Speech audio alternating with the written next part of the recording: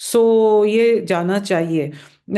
Fawzia, anything else that you feel that our audience should know about the organization and yourself?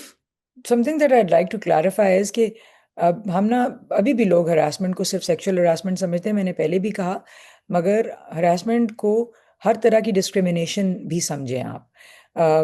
लोगों के लिए बहुत अहम है, क्योंकि शुक्र है कि कुछ लोगों को इस बात की समझ में आती है. फॉर एग्जांपल, एक हमारे पास कंप्लेनेंट आई, उसने कहा कि मुझे एक्सेसिवली मॉनिटर किया जा रहा है सीसीटीवी के ऊपर और वो हरासमेंट है, and we ruled that it was harassment, क्योंकि एक रीजनेबल मॉनिटरिंग होती है जो कि आप एडमिनिस्ट्रेटिव पर्पसेस के लिए करते हैं, and beyond reason it becomes harassment. Similarly maternity leave का डिनायल के लिए एक खातून आई, और अब काफ़ी सारी आ रही हैं.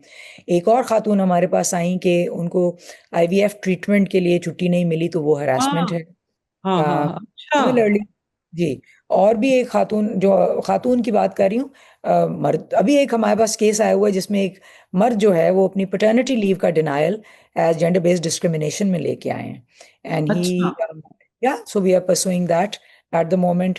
या फिर ऐसी पॉलिसीज, फॉर एग्जांपल, रेंट जब औरतें लेने जाती हैं, या सिंगल मर्द या औरतें लेने जाते हैं किसी बिल्डिंग का रेंट लेने, तो I mean to rent building, तो वो उनको ना बिल्डिंग्स नहीं रेंट नहीं करती हैं, because they say that our building is not going to rent out to single man and women.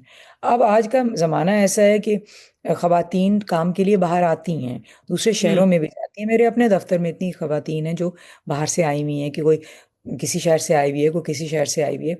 तो उनके लिए अगर जगह ना हो, तो उनके लिए एक सीरियस चैलेंज है टू देयर प्रोफेशनल ग्रोथ. तो वो हम्म.